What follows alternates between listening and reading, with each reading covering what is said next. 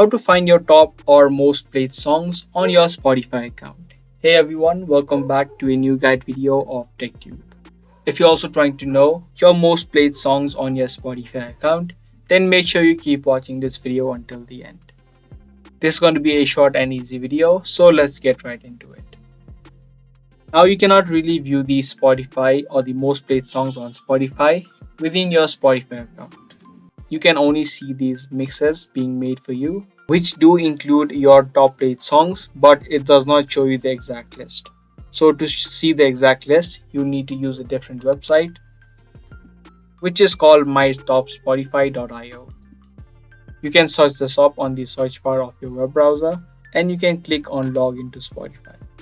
Once you are logged in, you can see the top tracks or the music and the top artists that you played within this time period. You can change the time period to 4 weeks, 6 months, and all time.